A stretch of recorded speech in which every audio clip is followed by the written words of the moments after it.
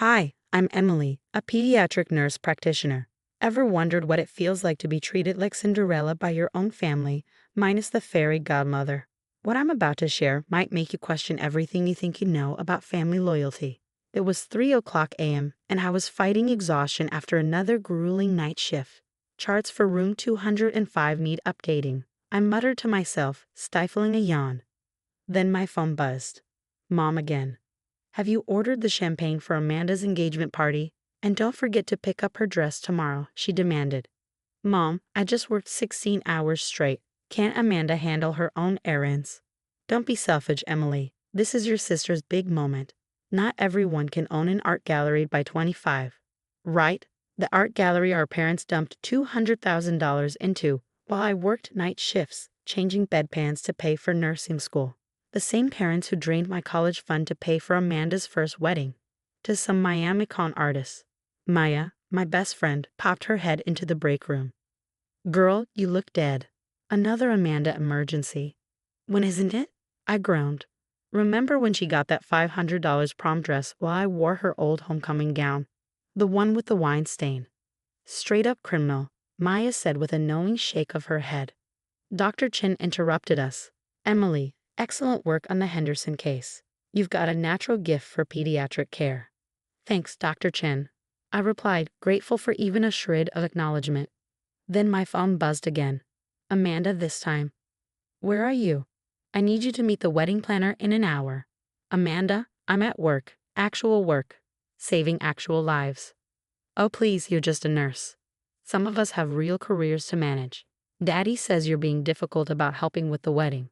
I gripped my phone tighter, anger bubbling beneath my exhaustion. Maybe it's because I'm working doubles to pay off my student loans while you play artists with their money. Mrs. Peterson, the grandmother of one of my patients, overheard me as she visited the ward. Emily dear, I couldn't help but notice how dedicated you are to these children. James mentioned you're helping with the wedding. Helping? More like being forced to serve. Serve? But you're the bride's sister. My phone pinged again. A text from Mom. Don't forget to help the caterers set up tomorrow, and wear something presentable. Amanda doesn't want you embarrassing her in front of James's family.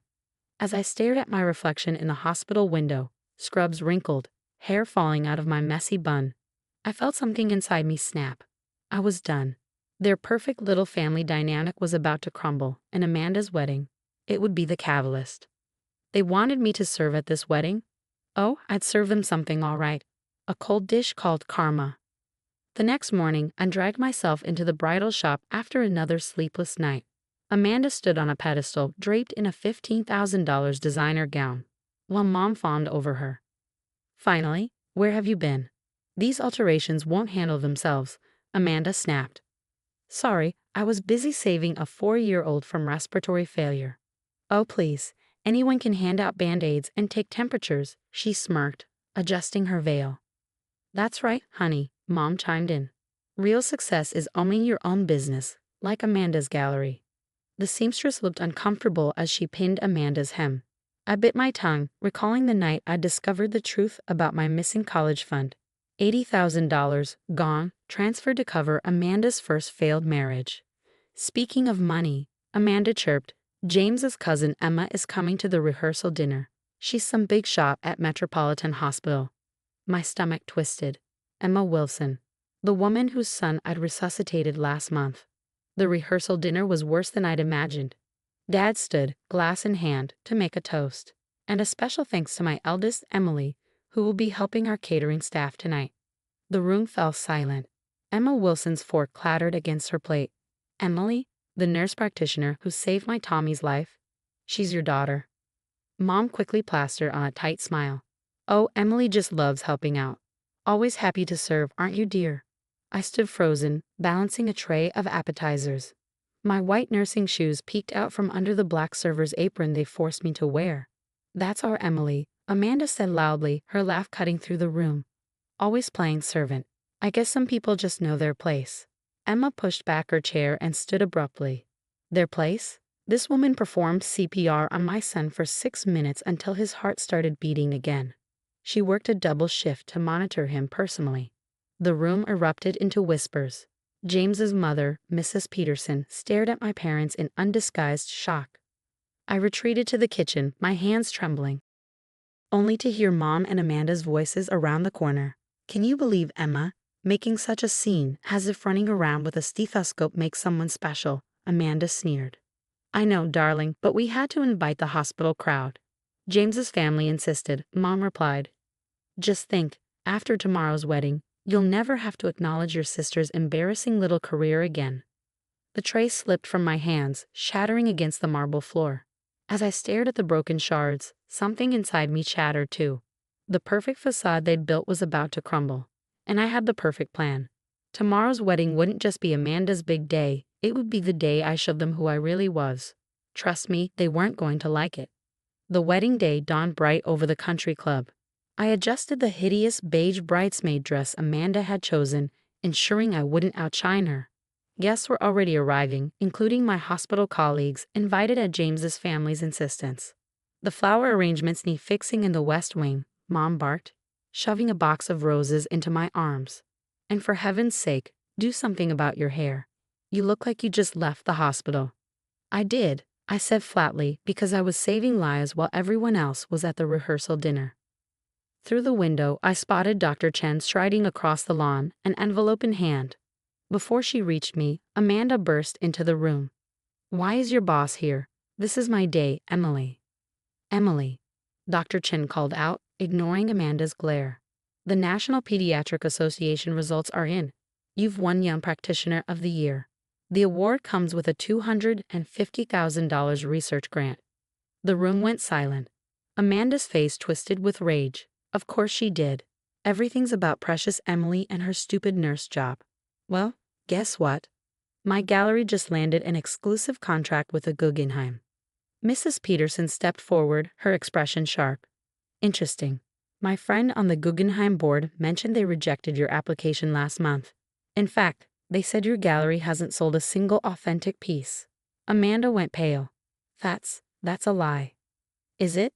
Emma asked, stepping in. "Because my husband's art appraisal firm flagged several pieces in your gallery as potential forgeries."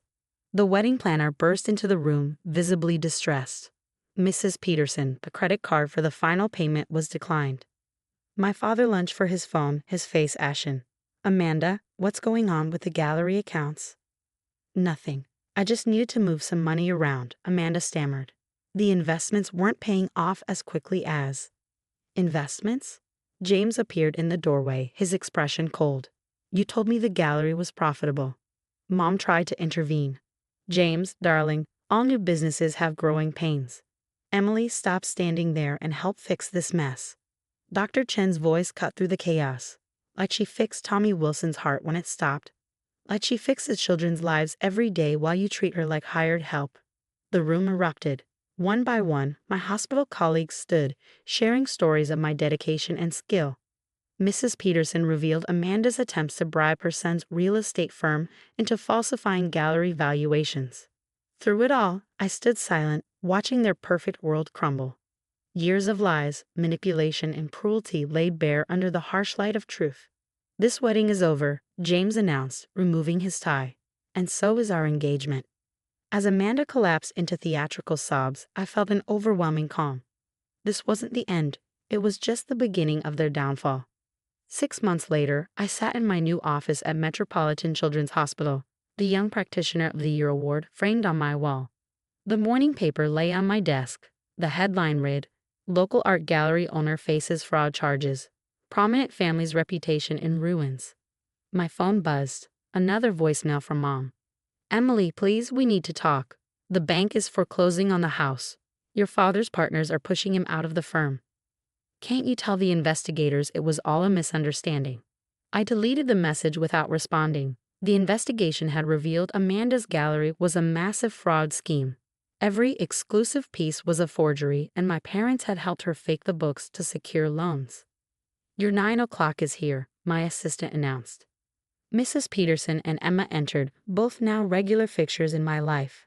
Emma, as the hospital administrator, had championed the new pediatric wing. My promotion to head of pediatric care had just been announced, with Mrs. Peterson's charitable foundation funding our department's expansion. As I admired the plans for the new wing, Emma handed me a newspaper, her lips curling into a smirk. Have you seen this? Amanda tried to flee to Miami. The FBI caught her at the airport. Karma's a fascinating thing, Mrs. Peterson added with a knowing smile.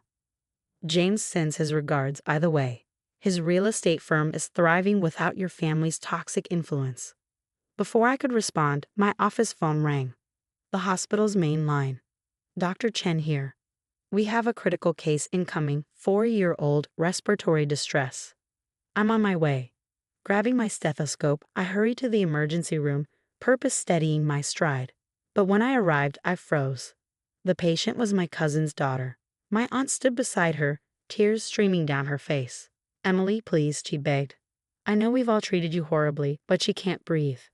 Her words pierced me, but I didn't hesitate. Professionalism took over as I focused on stabilizing her daughter. Hours later, the crisis passed. The child lay peacefully asleep, her breathing even. Thank you, my aunt whispered. Your mother, she's having a breakdown. The scandal, the financial ruin. She keeps saying she deserves it for how she treated you. She does deserve it, I replied, my tone calm and even. But that little girl didn't. That's the difference between them and me. That evening, Maya hosted a dinner party to celebrate my department's expansion.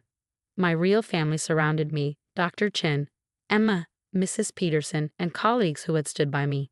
To karma, justice, and choosing your own family, Dr. Chen said, raising her glass in a toast. As laughter and warmth filled the room, my phone buzzed one last time. Amanda's name lit up the screen, her call coming from jail.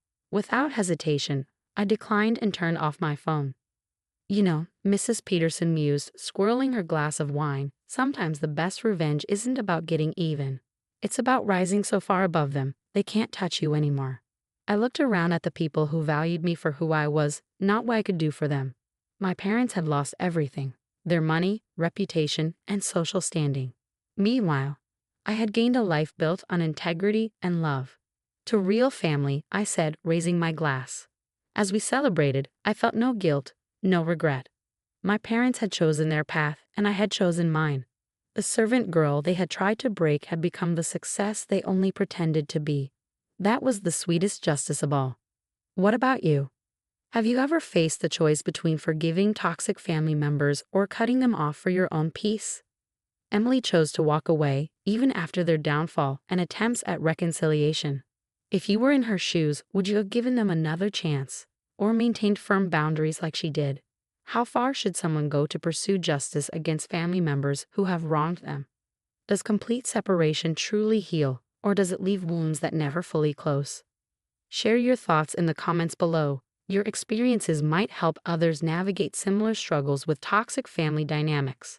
If this story resonated with you, don't forget to like, subscribe, and hit that notification bell for more real stories about standing up to toxic relationships and finding your true worth.